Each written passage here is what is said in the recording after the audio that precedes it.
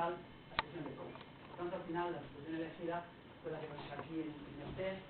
Consistió en eliminar el aislamiento de un interconductor comercial y utilizar una fibra termorretráctil en un conductor de 6 milímetros cuadrados de sección.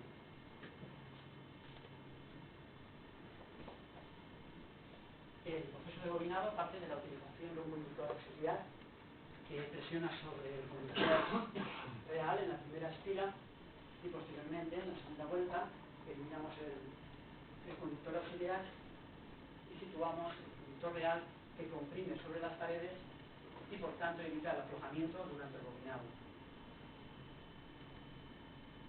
El cruzamiento interno es en sentido contrario al cruzamiento externo para evitar perturbaciones magnéticas del campano. El proceso no es sencillo debido a la curvatura de los surcos en dos sentidos, pero finalmente fue satisfactorio, sobre todo la compresión de los conductores sobre las paredes que evita la utilización de fijaciones, por ejemplo, como en el CSX o el Lewandestein, para realizar el bobinado.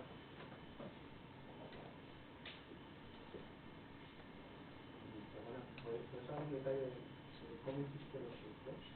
Sí, luego lo vemos. Entonces, aquí está el aparato y luego lo veremos.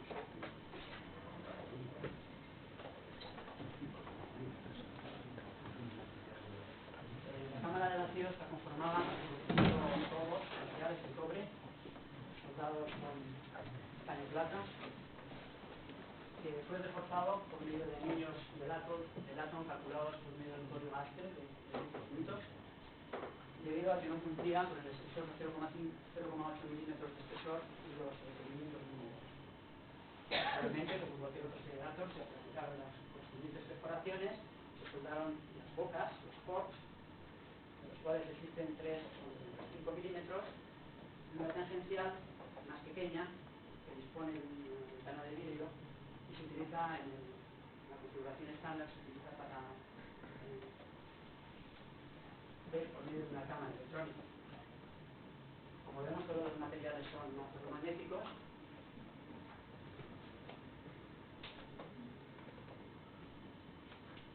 El marco soportante de las bobinas también es la pieza más importante porque es la que nos da la forma de las bobinas, que tiene que ser precisa y además son bobinas modulares, lo cual es complicado.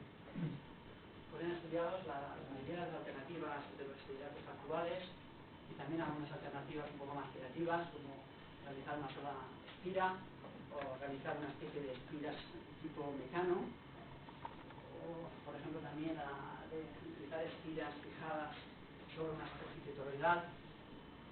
Pero todas estas alternativas parecían como baja precisión o de coste muy elevado. Por ejemplo, la opción que parecía más adecuada era la del PTH, pero la mecanización de las piezas era muy cara. Finalmente, la solución que tomé fue la de realizar un aparato innovador consistente en una fresadora, una especie de fresadora especial que trabaja en coordenadas toroidales y que se encarga de varias funciones. Una sería la de medida sobre la superficie toroidal, otra sería la de mecanizado de los surcos sobre la superficie de escayola u otro material fácilmente mecanizable, y también una función auxiliar de construir moldes toroidales para posteriormente hacer las superficies de mecanizado.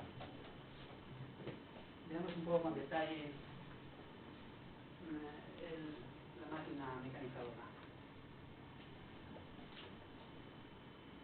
Los errores de mecanizado los errores en el campo magnético son menores debido a que el mecanizado y el posicionamiento de las bobinas es el mismo proceso, mientras que la mayoría de los errores se producen en el posicionamiento de las bobinas, por ejemplo en el Windstein 7X. Luego los errores son similares a los de cualquier máquina de control numérico, que son muy pequeños. En este caso, como las piezas no son de tanta precisión, los errores que hemos tenido son de 0,2 grados en sentido del ángulo toroidal y de totalidad 0,1 grados. Otra ventaja es que se pueden realizar pruebas de primeros principios fácilmente, bajo coste y con bastante rapidez. Simplemente, en un caso más avanzado, cambiar el programa de mecanizado. También en un modelo más avanzado es capaz de mecanizar surcos sobre superficies no circulares en sentido toroidal o en sentido toroidal. Este no es el caso. Los inconvenientes, pues posiblemente que no es adecuado para estrellatos muy grandes, tampoco no es adecuado para estrellatos muy compactos, que tengan una forma, una superficie de molinado muy conformada, y también que para los surcos, si son muy anchos los surcos, se necesita una acceso especial, tipo una especie de tuneladora. El aparato costó bastante tiempo, bastante esfuerzo en diseño, en pruebas, en test, pero finalmente fue satisfactorio y las rutinas han sido realizadas con este aparato.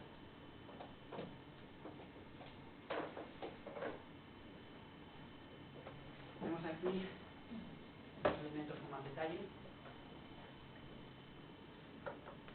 Tenemos la vía poloidal, el motor de la vía poloidal, tenemos el pórtico soportante, tenemos dos anillos fijos que se ven poco aquí y aquí, que están partidos por la mitad para poder introducir el toro.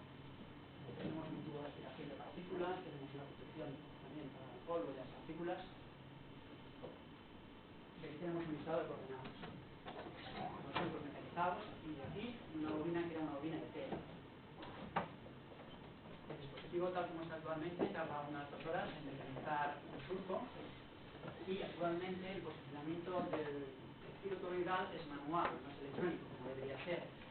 Pero debido a la baja velocidad del movimiento toroidal se puede aproximar con bastante precisión, más o menos 0,2 grados. Aquí en esta foto vemos la función auxiliar por medio de un hilo caliente para generar un molde toroidal de poliestireno.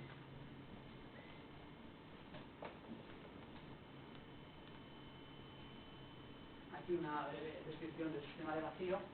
Está compuesto por una phaser, una bomba de difusión label, esta es de bastante calidad, la phaser es bastante menos calidad, varios sensores, un hipercomandotron, aquí en rojo, dos sensores de están por ahí, tenemos un sensor capacitivo, un analítico de botón, de seguridad, mecánico y muchos acoplamientos, estilo NV50 para el acoplamiento con el toro. El vacío logrado no es muy espectacular, 5.000 Pascal, pero se mejorará en el futuro. Tenemos una gráfica de los gassing, uno de los primeros test, tenemos el primer día, el segundo día y el tercer día. Se observa la interfaz mejor. Aquí tenemos el esquema, que es lo más simple posible. Actualmente, tal como está el diseño, es este mismo esquema. Lo que ocurre es que la válvula de alto vacío ha sido eliminada para aumentar la conductancia. ¿Cómo serías con la cámara, digamos, un sistema de vacío? ¿Con la cámara? Sí, no, o sea, ¿cómo conectas, digamos, con lo que es la cámara de vacío y O sea, aquí tenemos la bomba mecánica, la bomba de difusión que está aquí detrás, no sé muy bien, tenemos una T y aquí tenemos un velox, y se une con un cambio de diámetro, y ya está. Eso es lo que preguntamos. Sí, y la conexión, es que no entiendo cómo haces el seguidado con lo que sea propiamente la cámara, ¿cómo has hecho para...? No, estos son acoplamientos estándar de tipo NV, estos son NV50. ¿Finalmente con la máquina? ¿Y con la máquina? Aquí. No sé muy bien, ¿no? Pero vale. No, digo con la máquina, con el toro. ¿Son estándar también? Sí, Vale. Todos estos ports, ¿no?, son estándar, están soldados en cobre, acero inoxidable de tipo NV. Vale.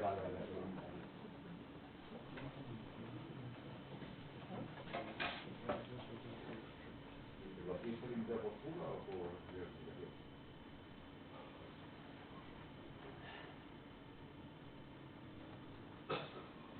Una pequeña fuga que salió durante la mecanización. Yo realmente hice un test de vacío antes de la mecanización, luego después de la mecanización apareció una pequeña fuga pequeña, de 10 elevado a menos, del orden de menos 4 pascal metros cúbicos por segundo. El camino los gassing, lo vemos aquí, esto es de los primeros días, ¿no? Entonces existía un disolvente interior, ¿no? Este es el primer día, la primera prueba, ¿no? El segundo día y el tercer día se eliminó los disolventes. Pero realmente, como es cobre, también tiene bastante gas. El tema es que esta bomba de difusión en aceite es muy potente, entonces aunque haya un gas no hay problema. El problema de la fuga es es que no lo puedes dejar varios días en marcha, hay que hacerlo casi, porque se te va a caer. Y eso lo solucionaré cuando el RGA esté en marcha, o cuando el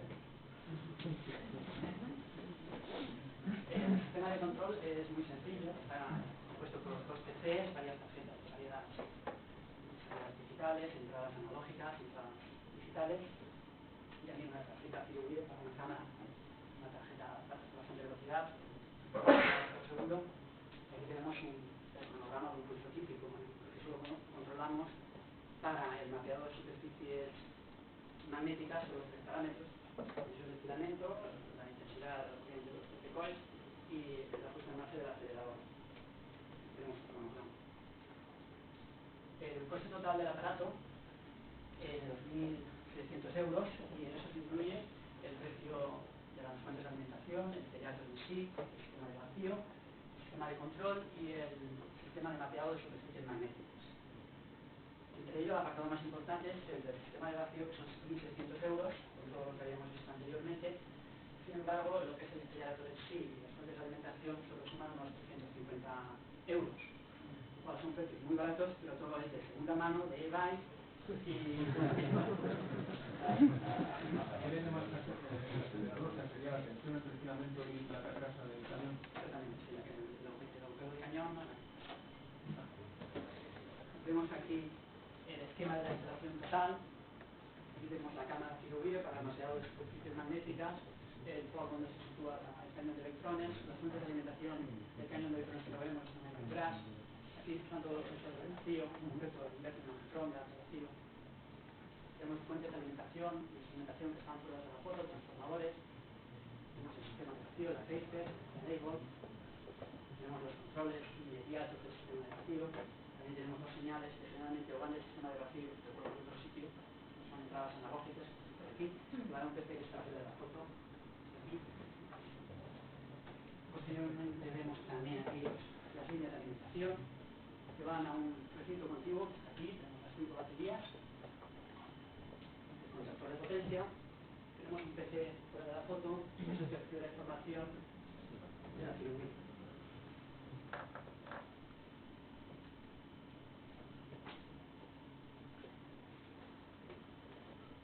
Ahora voy a exponer unos cuantos valores de cálculo. Tengo que decir que UST1 es un proyecto enfocado básicamente a ingeniería. Entonces, todos los parámetros cálculos de intensidad del plasma son solo órdenes de magnitud, son estimaciones para saber por dónde nos movemos. Todos los parámetros son pequeños, modestos, como cualquier pequeño acelerator y además de un campo magnético que es bastante bajo. El valor de velocidad, desde a 10 elevado a 17, está limitado por el tiempo de confinamiento de la energía y también por la frecuencia de corte del LTH. Calculado con el IXS04 tenemos 3,4 microsegundos para condiciones muy optimistas y para condiciones bastante más reales sería solo 0,5 microsegundos, que es un valor muy bajo.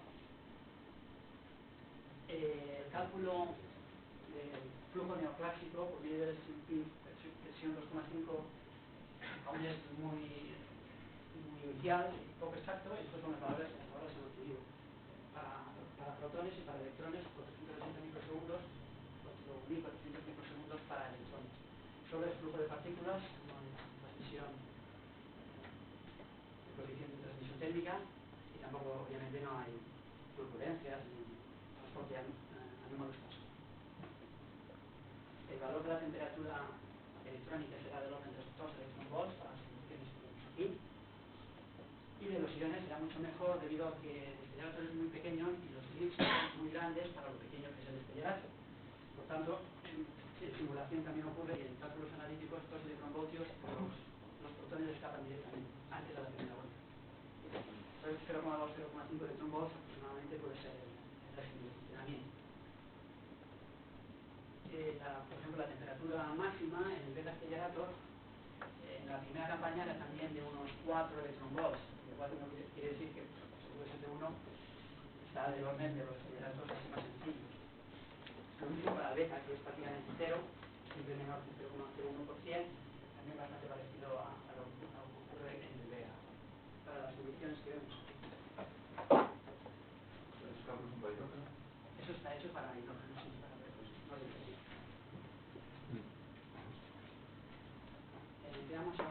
código sin fin utilizado en simulación.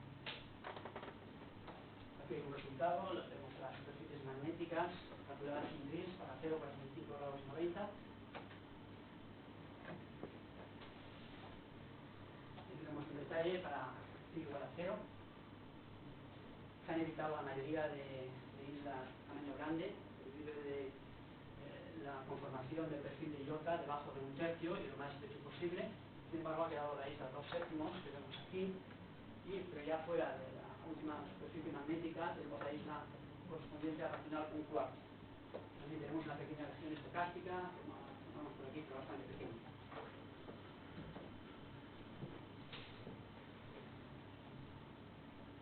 El código sin fin ha sido desarrollado en Java.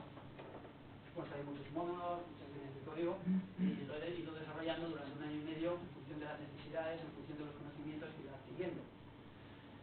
Está totalmente orientado a objetos y por lo tanto es fácilmente expansible, y además es muy adecuado para este tipo de simulaciones. Son partículas, grupos de partículas.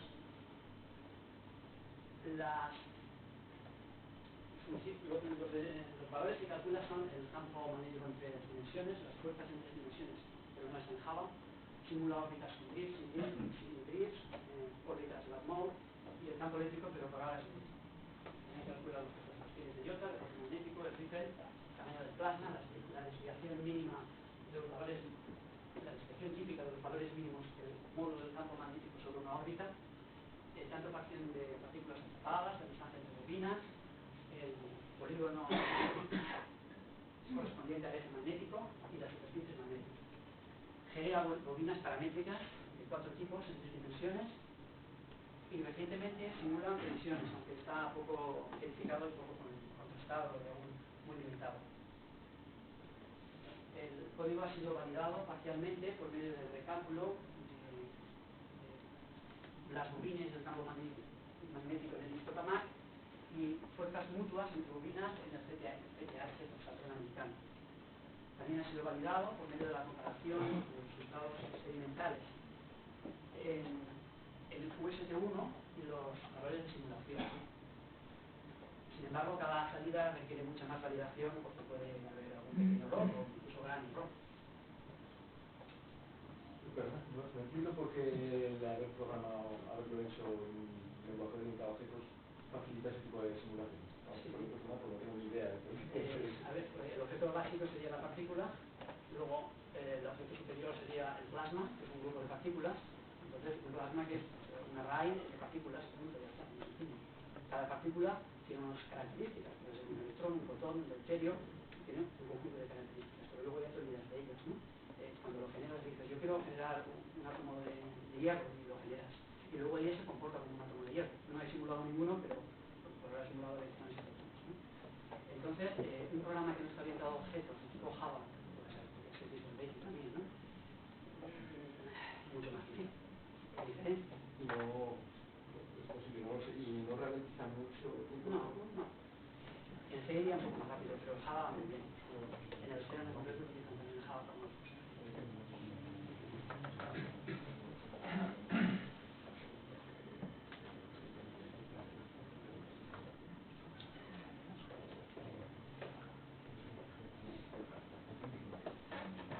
Veamos brevemente la optimización de bobinas con un modo complicado.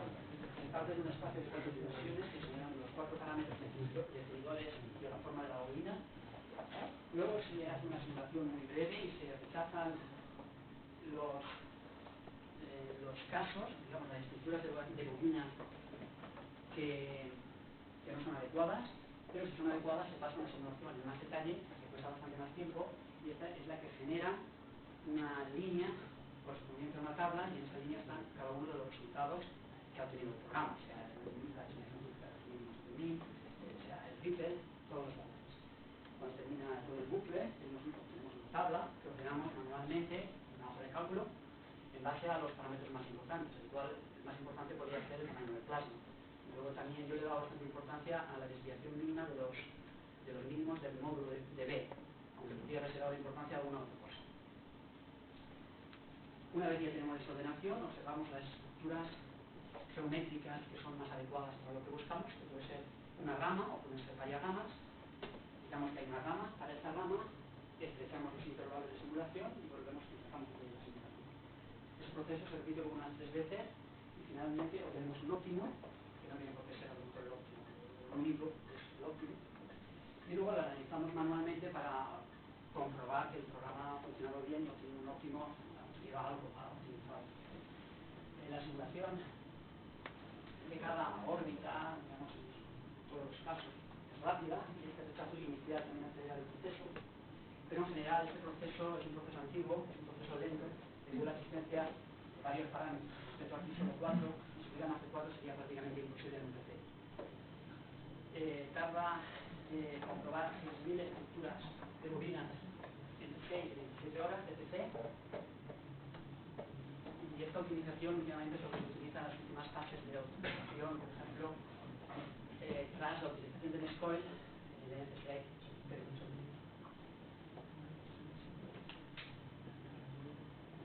Tenemos una tabla de resultados, que es la última, del último bucle de simulación, donde se obtiene pi, que es el UST1.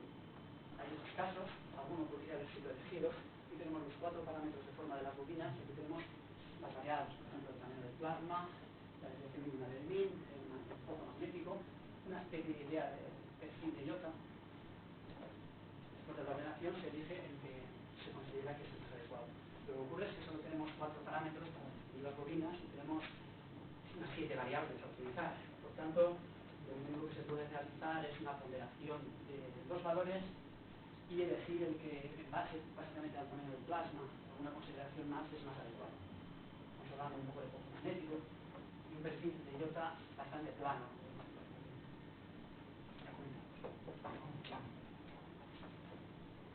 Aquí tenemos el perfil de iota calculado de forma rápida en 90 segundos y calculado de forma más precisa con bastantes más segundos, pero el resultado es prácticamente el mismo. Como observamos, el perfil de iota es decreciente, lo cual no es adecuado. Eso solo ocurre en algunos reactores tipo MHH2 y en el QPS también del tipo reactor. Lo que ocurre es que CIPIL fue incapaz de conseguir un perfil creciente o mínimamente creciente.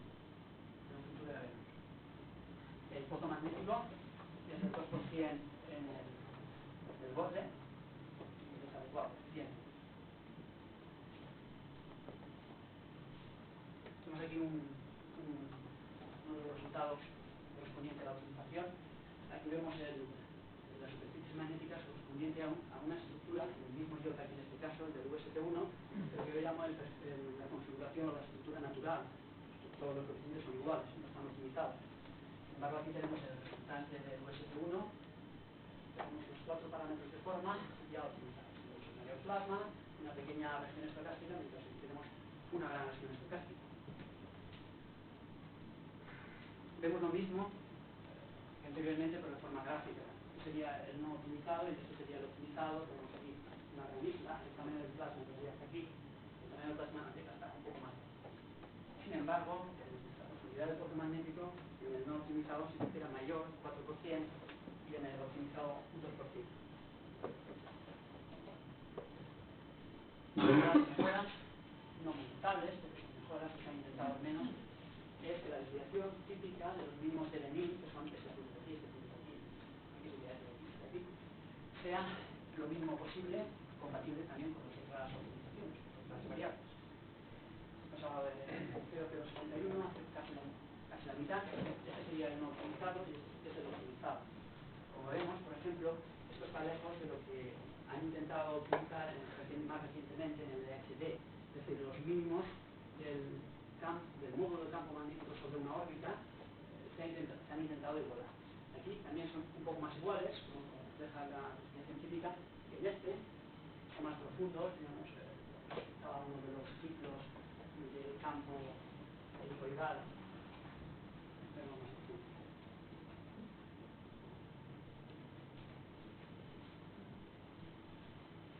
Las islas magnéticas en el código aparecen de forma natural, pero todas aquellas islas magnéticas que no cruzan el eje X positivo no aparecen de forma automática. Entonces hay que lanzar partículas, por ejemplo estas 4 antes os habéis fijado no aparecían, hay que lanzar partículas en la zona donde se sabe que hay islas magnéticas que pueden pasar.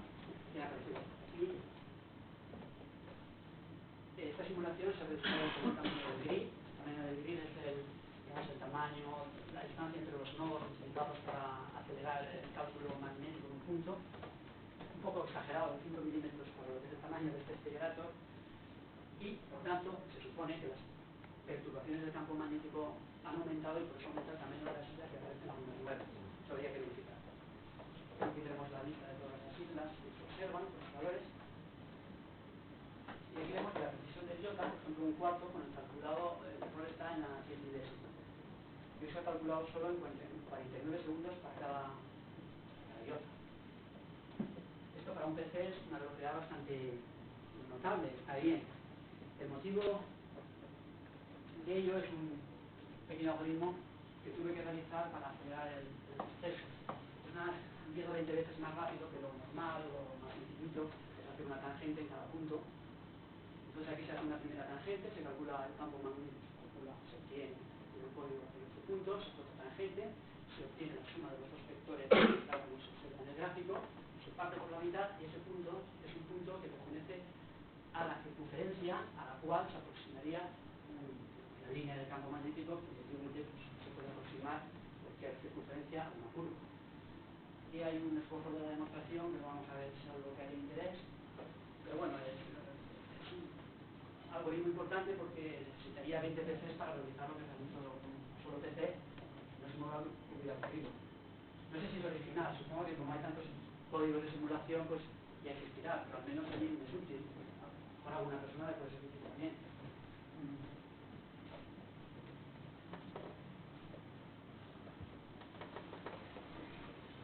Los resultados experimentales son solo hasta el momento los correspondientes al mapeado de superficies magnéticas por medio de cañón de electrones. Aquí vemos el sistema como cualquier otro sistema, tenemos electrones, una cámara más o menos perpendicular, una varilla fluorescente móvil, y vemos el cañón de electrones que está compuesto por una bombilla halógena cortada igualmente, situada dentro de un receptáculo de datos de cobre, un agujero. Aquí vemos el sistema que está soportado por un vástago que es móvil en sentido vertical, de tal manera que el punto del cañón realiza una carrera de unos 15 milímetros para poder observar diferentes superficies magnéticas, más internas y más externas. Vemos la varilla fluorescente que está realizada por el fósforo P24 y es el movimiento se realiza por medio de una basculación, por medio de la gravedad, y un primer pulso magnético que se generará en el material ferromagnético que se encuentra fuera del campo principal, tanto afecta como un método muy sencillito y que da resultados. Cuando realicé unas simulaciones me di cuenta que la cuarta vuelta del rayo, en la cuarta vuelta, el rayo chocaba con la parte trasera de un cañón electrónico grande, que es el que hemos visto antes. Y realmente esto es lo que ocurrió. Solo aparecían 3 puntos en la proyección de la órbita sobre el plano polar. Para ello construí un cañón un tanto más sencillito, pero con un diámetro muy pequeño, de solo 6 milímetros, que es el que vemos, de tal manera que la cuarta vuelta pasa por el lado del cañón y ya puede dar sucesivas vueltas hasta que volvería también a chocar.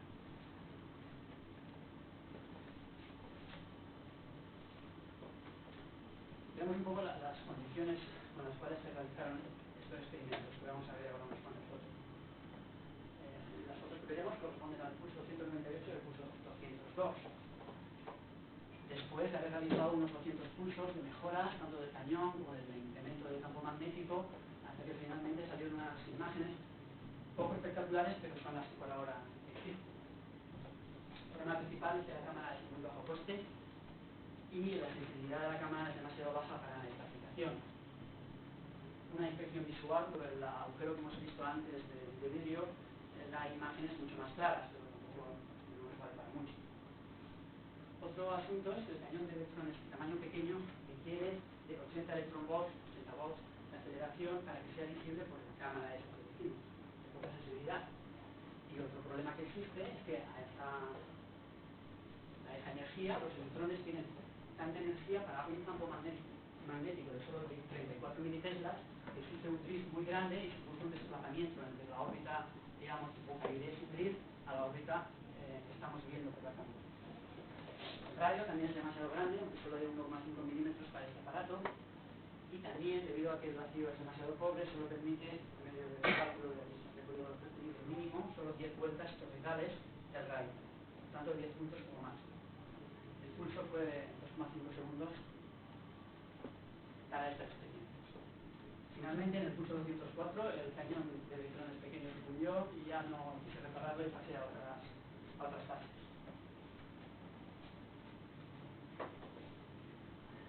Tenemos aquí los resultados, estos son los resultados convenientes de la cámara, y aquí he superpuesto con puntos grandes para que queden los puntos teóricos dentro de simulación, los sucesivos puntos de intersección de la simulación con el plano poloidal, el 1, el 2, el 3, como yo es aproximadamente un tercio y un poco más bajo, pues aparecen estos.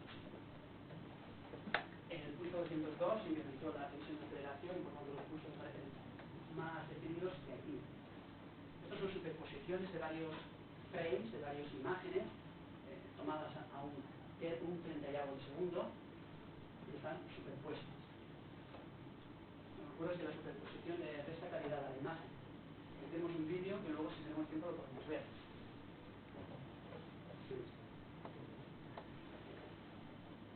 Para realizar esta simulación se mueve el cañón de electrones en el simulador de tamaño, la distancia vertical que se ha movido el cañón de electrones para conseguir una superficie magnética más pequeña. Lo que ocurre es que la medida de esta desviación, este movimiento vertical, no es de todo exacto, entonces la simulación teórica podría ser un poco diferente. Vemos aquí que los puntos estos 1, 2, 3, 4, 5 están aquí, 1, 2. Y observamos que hay una pequeña desviación. Esta pequeña desviación podría ser debido a que el campo magnético tiene algún error o tiene la fabricación de las bobinas, podría ser también el código, aunque es bastante extraño, pero lo más probable es que sea debido a la falta de exactitud en la medida de la posición exacta del cañón de electrones. Debido a que el acelerador es muy pequeño, una variación de 1 ejemplo 2 da lugar a una superficie mucho más diferente. Aquí tenemos superpuestos las dos imágenes de ello.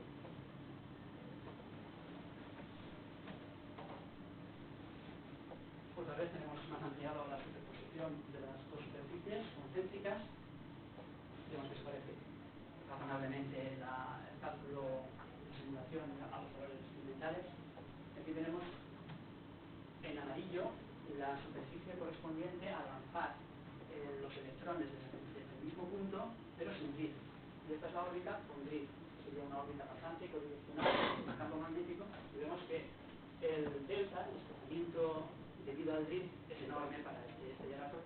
Estamos hablando de 90 electronvolts, que no es la temperatura de funcionamiento normal del acelerador, que serían 2 electronvolts. Aquí vemos pulsos previos, el 128 y el 116, que eran peor calidad, realizados con el cañón grande, pero ya con estos 3 puntos se observaba que podría ser cierto que el acelerador era correcto, que al menos se había hecho un esfuerzo válido.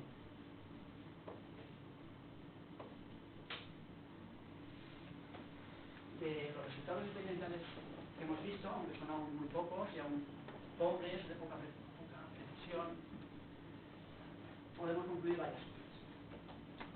Que el USB1 posee cierto grado de precisión. De lo contrario, no hubieran conseguido a este nivel las simulaciones con las experiencias. El aparato que mecanizó los surcos, como he visto anteriormente, también tenía cierta precisión y que fue una idea satisfactoria dentro de todas las posibles que habíamos visto. También que el código sin PIN posee cierto grado de precisión, de lo contrario tampoco no hubieran conseguido a este nivel las simulaciones con la teoría, con la experiencia. Las optimizaciones que se han realizado, si sin PIN, al menos no es totalmente inexacto, pues habrán sido útiles en cierta medida. El tipo de acelerador elegido, entre todos los que podían haberse elegido, que veremos luego, pues fue factible, al menos ha sido realizado. Sobre todo, lo más importante, pues que el USB1 es un acelerador, que es lo que se quería construir.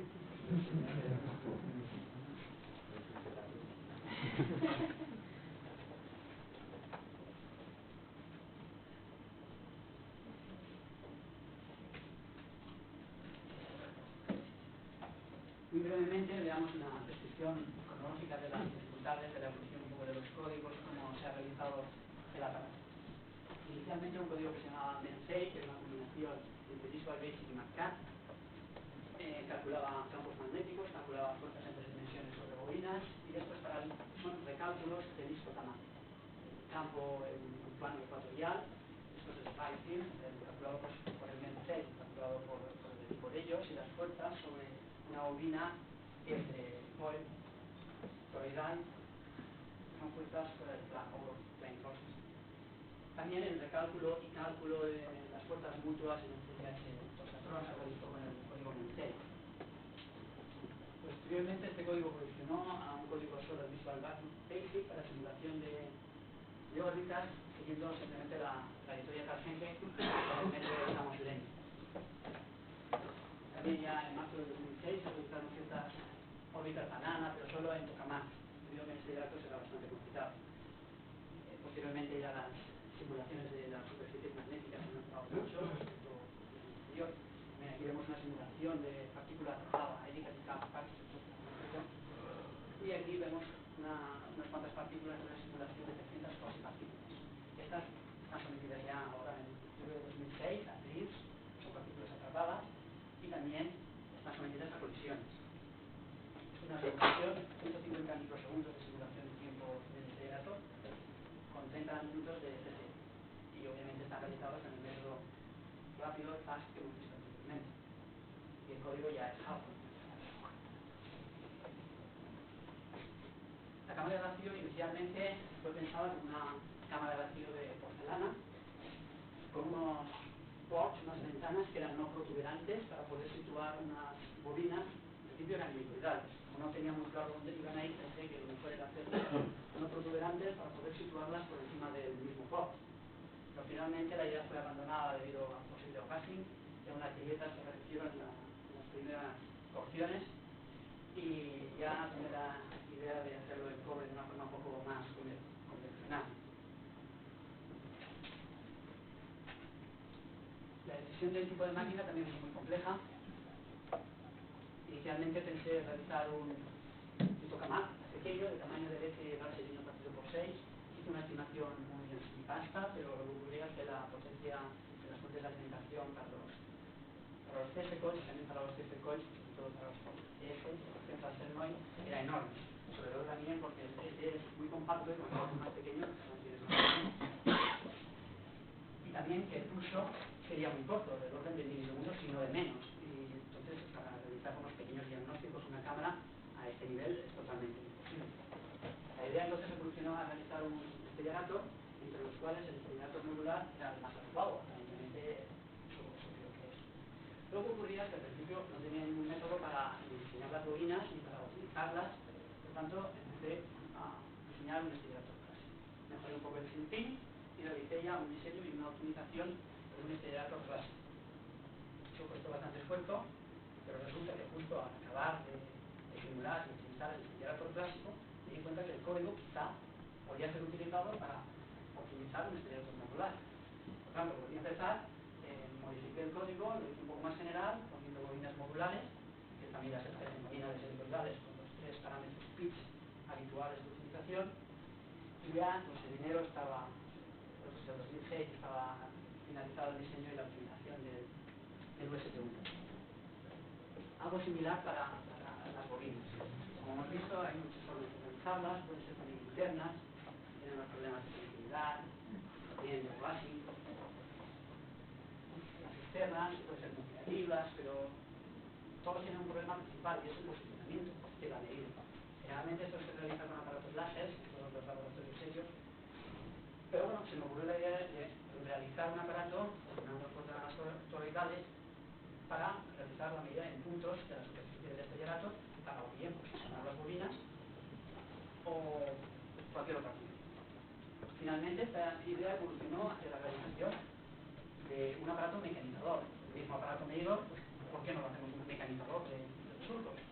Eso ya en enero del 2006, por casualidad, también por enero del 2006 se había decidido que el estereorator iba a ser modular. Por tanto, en esa época pues estaba claro que el aparato mecanizador iba a ser un aparato para mecanizar, para medir bobinas modulares. Y veamos ahora qué puede hablar un poco de el calentamiento del USB1, pues con algunas dificultades, tenemos antenas en la transmisión, sobre todo porque el aparato es muy pequeñito. La mejor mejorar el módulo de colisiones del SIMPIR para intentar mejorar un poco las simulaciones de transporte neoclásico, la puesta en marcha del RSA, que es para METEC, y ello me valdría para detectar dónde está la fuga. Lo que ocurre es que es un aparato también de segunda mano, muy barato, no tiene manual, no tiene garantía, posiblemente igual hasta no vaya, ¿no? Y también un poco me estoy planteando si se podrían producir bobinas más estilo HTR3 o UPS, que son bobinas más conformadas y con una superficie de bobinado que no es circular en sentido toroidal y en sentido coloidal. Y bueno, pues aquí está todo hasta ahora hacia el proyecto UST1. Supongo que hagan preguntas y podemos comentar todo lo que quieran. Voy a ver.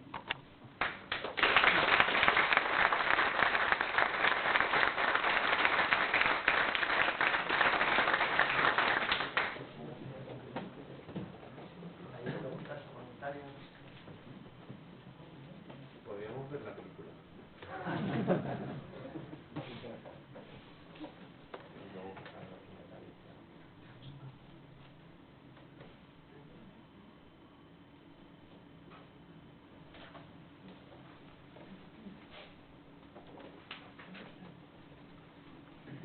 Se puede luego ver desde fuera, pero vamos a probar a ver si arranca desde aquí. Un PC arranca.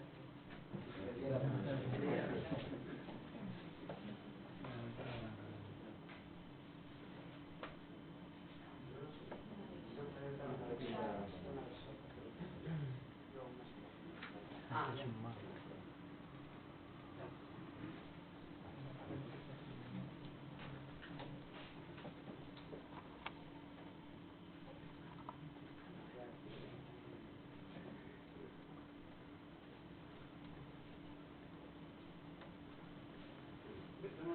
Los puntos sobre otra vez, porque el pulso se lo mide sobre los segundos.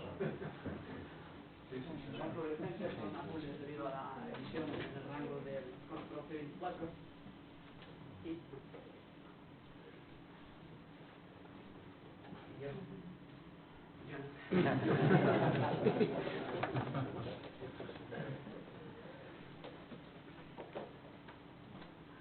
Bueno, un comentario, me parece espectacular, la verdad, el resultado que tienes trabajando solo, estás solo en esto. Y bueno, o sea, se ve que abordas temas que no conoces, sin miedo los resuelves, y a mí me parece realmente digno de muchas alabanzas. Te agradezco que hayas venido a darnos la charla. El mecanizado este de la escayola con la fresadora especial que construiste, tengo una curiosidad, ¿eso cuántos intentos? ¿Lo hiciste a la primera o tenías que ir tirando superficies de escayola y volviendo a poner otra y volviendo a intentarlo? no, realmente lo que es la escayola en sí se hizo la primera.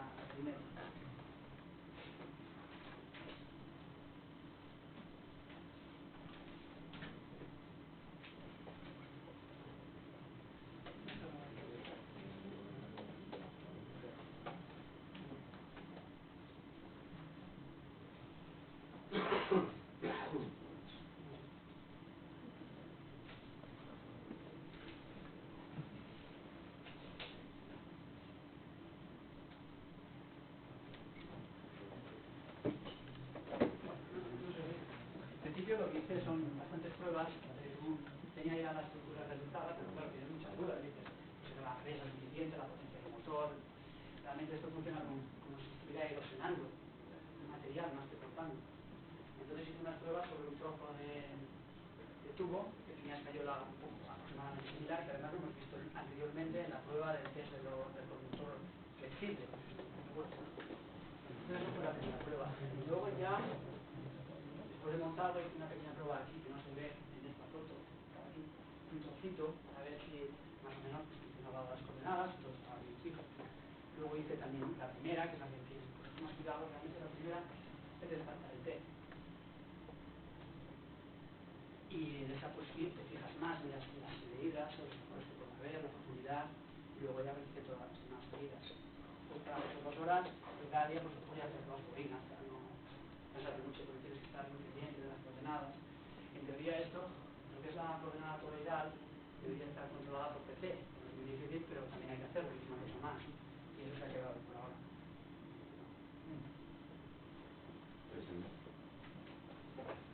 Bueno, quería felicitarte y pues, decirte mi admiración. Y quería preguntarte si de alguna manera ¿qué destacarías más en tu proyecto? Si bueno, el reproducir un accelerator, calcularlo, pues es interesante, tiene un montón de problemas de ingeniería, pero si crees que puede haber, bueno, aparte de la novedad del código que parece que has desarrollado en parte, y otra serie de cosas, de soluciones técnicas, si tiene alguna proyección o qué proyección lo ves tú. Entre otras, a mí se me ocurre que una aplicación didáctica para todos los cursos que se están implantando, o sea, quizá para la utilización en programas de formación de gente de este campo. Si has pensado algo y si por ahí puede haber alguna línea de trabajo. Eso me comentó, por ejemplo, también Jesús Romero, cuando vino a ver la instalación. Y pues sí, hay un proyecto que quizás salga, es educativo, se podría hacer en vídeo. En concreto yo estuve también, me hacía un estadio que tuvieron que hizo una pieza que no funcionó finalmente y que es muy artista y quizá podía, eso lo comenté, podría haber hecho un toro quizá de vídeo, ¿no? Entonces la idea un poco para que sea educativo es que sea de vídeo. Esto sería en el caso de que hacer un caso, ¿no? Entonces sí, a nivel educativo tiene aplicaciones. La ventaja es que la limitación de las bobinas no es complicada. Lo difícil es diseñarlas. Es un problema muy complejo físico, yo solo lo he podido, ¿no? Pero ya se sabe que es muy complejo. Pero luego lo que es la realización de las bobinas, tiene un aparato adecuado para bobinar, para realizar los surcos de un estrella alto, que es muy fácil, muy rápido también. Si te pones en serio, cuesta 3 días. A mí sí me ocurre que además, como tienen mucha flexibilidad, pues en un curso de este tipo de cosas se puede poner en marcha ideas de los estudiantes o de los profesores y bueno, si se tiene la técnica, pues verificarlas, etcétera, digo, para universidades o... Sí, es un principio, como que es educativo, aparte de disponer de un dispositivo. Bueno, esa experiencia yo creo que es una de las más importantes, de otras. Y luego si has visto alguna cosa que sea realmente interesante de para si alguien tiene interés, pues sí lo puede pensar, ¿no? Pero antes de pensar... No, me refiero a lucubrar alguna cosa. Sí, solo pensé el día que estuve con Jesús Romero, que estuvimos Claro, pensando... claro. Muy bien. Vídeos, bueno, pues nada. Una pregunta. Cuando haces una escayola, supongo que extrapolas ese diseño a un cerebro un poco más grande, con más campo y tal. La escayola no aguantaría las fuerzas, ¿no? Que habría entre bobinas. En principio, eso no es el problema principal.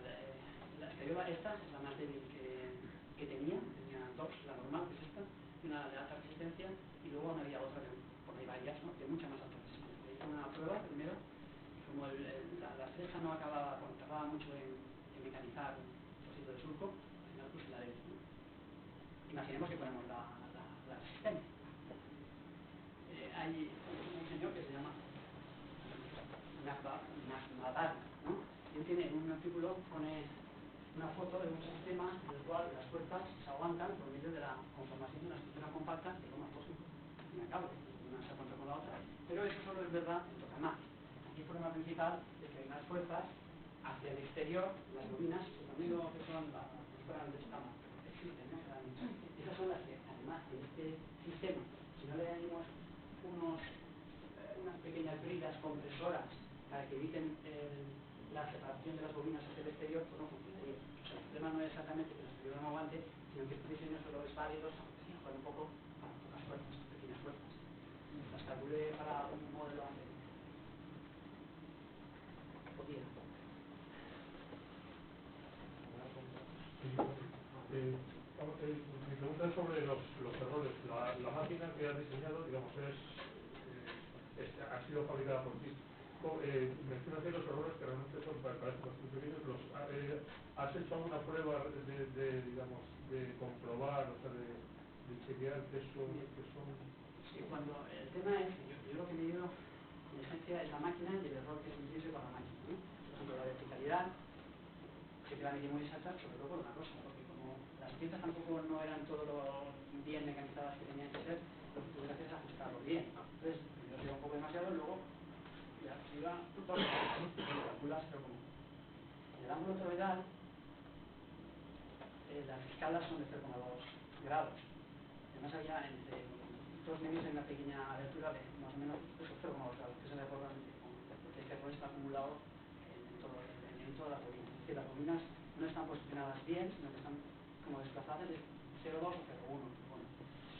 Y luego, la verdad es que el aparato está en internet, en la página web, el centro magnético lo medí todo lo que pude, y luego también, muy importante, es la circularidad de lo que es el anillo fijo, que es el que soporta el móvil, y es el que, si es circular, el toro, la mecanización, digamos, de la parte interior de los surcos es totalmente circular. Pero también lo medí, y no sé por qué motivo, si iba al principio 4 décimas, al final lo pude reducir a 8 décimas de milímetro. Digamos lo que es el anillo, luego se reduce un poco por escala, pero no tengo medios tampoco. Eso enlaces que podría ahora medir si realmente es exacto, pero el único medidor que tengo es este. Pero la misma máquina. Y la máquina no está probada, digamos, de una forma calibrada. O sea, está medida, pero como la máquina en sí, es que la máquina no puede ser imperfecta en cierta medida porque, digamos, esto es un círculo, y el círculo sí que se puede medir perfectamente. Lo importante es que sea totalmente vertical. Y luego, realmente la posición de un sitio importante, si el eje de giro no está a la distancia correcta respecto al centro del anillo fijo, pues hay otro error. Eso se podría luego modelizar. En el código le cambias esta media de milímetro, 2 décimas, y entonces veríamos lo que realmente ocurre y no ocurre lo que debería mejor. Que sería calcular antes. Pero no lo puedo medir mejor. Algún día si tenemos algún láser, ¿no? Quiero preguntarte si tienes planes para calentar tu casa. Sí, eso está montado. Tenemos un microondas normal, tenemos un receptor donde está una transición de cable coaxial, no está en la web.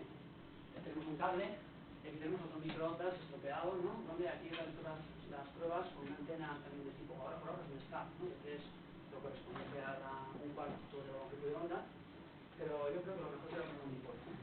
El problema es que de la potencia que tenemos en microondas a la potencia que tenemos aquí se pierde el 90%, el 90% se pierde. Por ahora no tengo los aparatos de medida adecuados, tampoco no tengo los conocimientos que voy adquiriendo cuando tengo tiempo, y algún día con que consiguiera el 50% ya valdría para esta aplicación. Serían 300 vatios, de los cuales los cálculos anteriores están hechos a 470 de calentamiento. Si introducimos 300, a lo mejor nos quedamos saliendo por vosotros 150. Tienes bastante presión de vacío. Claro, pero es que para generarlo tendrá que estar funcionado ya desde vacío, por lo menos 5 veces menos. Que sería realmente un poquito menos de 1 a 17. Si ponemos elevado a 18 partículas por metro cúbico, quizás pueda calentar. El Vega lo hace, con muchos problemas, un perfil de calentamiento sin borde. Aquí también pues, no pasa nada, ni que se caliente, ¿no?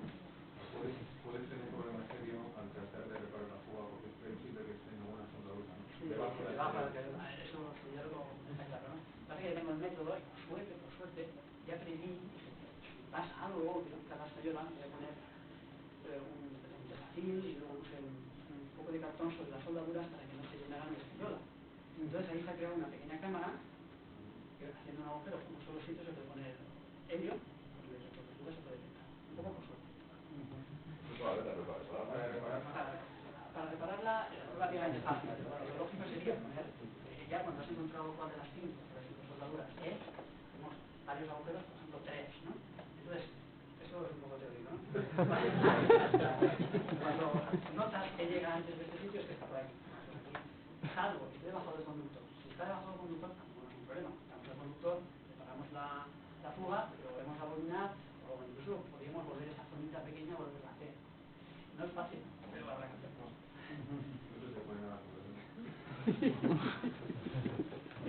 Yo sé que has contactado con algunos laboratorios, universidades aquí en España, a nivel formal. ¿Has tenido buena recepción? ¿O ves el sistema oficial de investigación lo ves? ¿Sabes que yo, porque te lo he dicho, no sé? Tu visión. Sí, bueno, envié uno ¿Cuál es tu visión del sistema oficial de investigación español?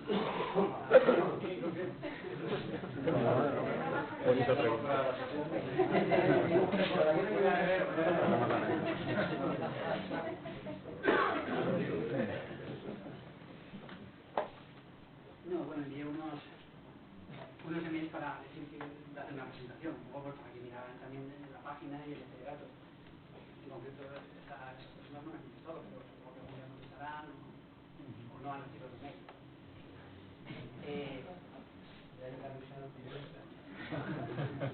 ¿Una investigación? Eso, no sé, yo no lo conozco. No, pero te quiero decir, ¿has intentado obtener medios de financiación? En serio, aún no lo he intentado, no es fácil tampoco. Lo intentaré en alguna empresa privada, como me comentaste, pues en la nacional, pero es complicado para una persona que no pertenece a una universidad. Las universidades españolas no creo que, no sé si alguna estará bien interesada en que cada vez tienen un aparato, entonces al menos ya tienen uno. Pero no sé, ya lo iré viendo. No, es que no tengo mucho tiempo ahora. De todas maneras, siempre con medios y medios, es decir, un par de ayudantes para que nos entendamos y poder adquirir el material que ya sabes cuál es, etcétera. ¿En cuánto tiempo se monta un aparato como este? Por 3.000 euros. Los primeros, por ejemplo, hay un pequeño problema. EBAI, ¿no? Si no estás bastante tiempo, sobre todo porque es Europa, si estuviéramos en Estados Unidos, mucho más fácil. Tienes que estar al menos 2 meses mirando el documentario, de lo contrario, enseguida multiplica por 3. Vale. Bueno, reducimos gastos del protocolo, 6.000 euros. Sí, sí. Hombre, si vamos a hacer lo mismo, no es mucho, solo un mes. Vale, sí, algo así que yo. Sí, lo que te iba a decir, nosotros tenemos un proyecto de difundir la física con las atracciones. Tenemos un proyecto de difundir la física con los parques de atracciones y con instituciones y tal. A lo mejor esto podría tener cabida en una cosa de esto. O sea, lo que pasa es que, claro, ahí evidentemente es un poquito lo que te comentaba Jesús, que tendría que ser algo más visual, o sea, algo que tuviera por lo menos una parte de vídeo, algo que pudieran ver, algún blog chat, algo que sea visual para la gente. Sí, a lo mejor no digo mucho. Claro, entonces, eso podrías estar interesado en, evidentemente con la financiación adecuada, es decir, porque ahí se puede pedir la financiación que se considere oportuna y eso estaría interesado. Sí, se podría hacer. Proyectos no está. ¿Alguno? ¿Qué tiempo piensas que podría llevar a eso? Supongo que también depende de la gente que haya un ayudante que haga una pero hacer que algo lineal, por ejemplo, una especie de blog, eso no había pensado, una especie de blog de chat, ¿no? Con unos imanes permanentes, ¿no? Y eso lineal es algo así como un circuito electrónico para que hagamos. Es que es un tema de saber qué flexibilidad hacer, que luego hacerlo, lo básico es buscar los materiales, es lo que más cuesta. Los cabros son muy caros, y si los queremos caros es bastante caro. No de segunda mano, no estamos hablando de una cosa que el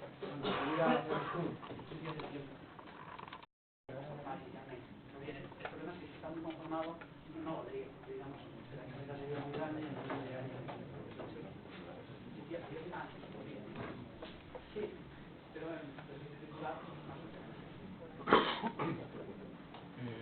ahora que dice Daniel de rayos bola, en Costa Rica a nivel de laboratorio lo que se está investigando son los rayos bola. Y no te gustaría ir a Costa Rica a hacer una de estas. Bueno, no necesariamente rayo bola, pero sí por lo menos un